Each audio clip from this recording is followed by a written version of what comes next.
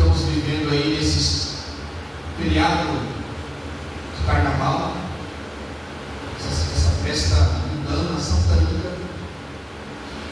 E quando eu leio essa passagem, eu entendo, meus irmãos, que os dias de Noé, Jesus está falando com os discípulos a respeito do reino de Deus que não tem aparência exterior, e nem dirão indo aqui ou indo ali, o reino está aqui, o reino está ali, não. Ele diz no versículo 21, porque isso que o reino de Deus está entre vós. E o Senhor, meus irmãos, diz também que nos dias do Filho do Homem é da mesma maneira. Vamos dizer, eu aqui ou eu ali, não vades nem os cidades. Então, quando diz o reino de Deus está em tal lugar, o reino de Deus está lá, o reino de Deus está ali, não, aleluia, acrediteis, porque, meus irmãos, o reino de Deus está entre vós. Da mesma sorte, quando disserem que os dias do Filho do Homem de Jesus, ei-lo aqui, ei-lo ali, não vades nem sigais. Porque como o relâmpago ilumina desde uma extremidade inferior do céu até a outra extremidade, assim será também, da mesma sorte, será também o Filho do Homem no seu dia. Assim como o relâmpago ilumina uma extremidade do céu até a outra, ou seja, nós não sabemos quando que o relâmpago vai, né, irmãos? Se manifestar. Nós sabemos que quando se escurece as nuvens, não é mais nós sabemos. Lá em Mateus 24, 29, Jesus diz que assim como o relâmpago ilumina do Oriente ao Ocidente, assim será também a vida do Filho do Homem. Aleluia, será visível, será num abrir e piscar de olhos, será de repente. Aí ele diz que, como foi nos dias de Noé, nós estamos vivendo isso agora. Como que foi nos dias de Noé? Comiam, bebiam, casavam, davam-se em casamento, até o dia que Noé entrou na arca e viu o dilúvio e consumiu a todos. Comer e beber não é pecado, pecado é glutonaria. Casamento não é pecado, muito pelo contrário. O pecado, aleluia, Jesus, são os casamentos mistos, são os julgos desiguais, os casamentos antibíblicos, aleluia, Jesus. Que tipo de casamento que havia nos tempos de Noé? Ou seja, eram dias normais. Aí nós vemos o carnaval, por exemplo, o povo está comendo, está bebendo, está se drogando, está se prostituindo, está esquecendo de Deus, alguns até mesmo com pretexto de evangelizar o carnaval, vão lá na igrejas que participam. Irmãos? Mas Jesus disse que vai ser como foram os dias de Noé. Comiam, bebiam, casavam, até que veio o dilúvio e consumiu a todos foram consumidos, salvo Noé, sua esposa, sua família. Noé ficou livre, porque ele, meus irmãos, obedeceu a voz do Senhor, ele obedeceu a voz de Deus, construiu a arca que tipifica Cristo, a salvação, e foi salvo daquela geração maligna. Louvado seja Deus. Aí Deus vai dizer que, como também, da mesma maneira, da mesma forma, juízo, né? Aconteceu nos dias de Ló. Por que Ló foi diferente? Porque Deus fez uma aliança com Noé, que não haveria mais dilúvio. Mas Deus não falou nada que não haveria fogo.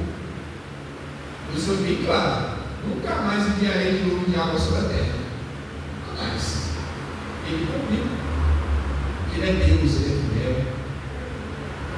Mas, para Sodoma e Gomorra, o juízo foi de fogo. Assim como foi nos dias de Ló. Da mesma maneira, comiam, bebiam, compravam, vendiam, plantavam, edificavam, viviam sua vida normal ali, naquela vida promíscua também.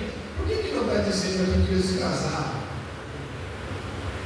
Provavelmente nem casamento para ter naquele lugar. Eles queriam viver em prostituições, em sodomia, irmãos? Aí nós vemos que eles viviam plantando, comiam, bebiam, mas no dia que Ló saiu de Sodoma, choveu do céu fogo e enxofre consumadores.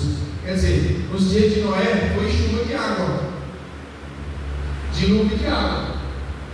No contexto de Ló, foi chuva também, mas foi chuva de fogo. Foi chuva de fogo, irmãos. O fogo consumiu aquele lugar. Aleluia, porque Deus, Ele é um Deus zeloso, é um Deus que entra com juízo, é um Deus, meus irmãos, que não tem o culpado por inocente. Aleluia, Jesus. Vocês perceberam, igreja, que assim como Noé, quando Ló, só houve juízo depois que Deus tirou eles.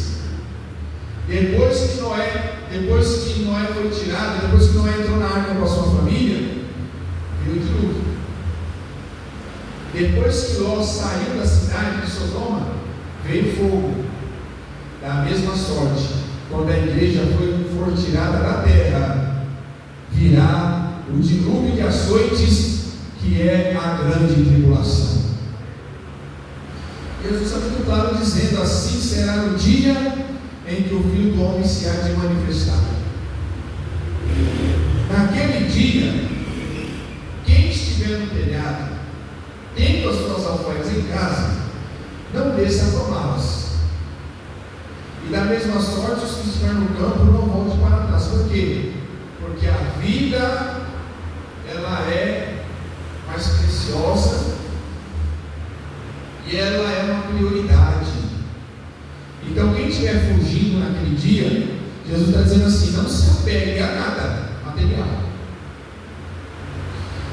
Não se apegue ao que é material. Subiu no telhado para salvar a vida, não desça para tirar nada. Da mesma forma, quem estiver no campo, não volte para trás. Aí Jesus usa o exemplo de quem? Da mulher de Ló. Lembrai-vos da mulher de Ló. Por que nós devemos lembrar da mulher de Ló? Por vários motivos. Porque ela não deu atenção à palavra de Deus. O coração dela estava em Sodoma, o coração dela estava nos bens materiais. Ela não levou em consideração o que o seu marido falou, porque ele foi anunciado pela palavra de Deus, pelo próprio Senhor. Aleluia, Jesus.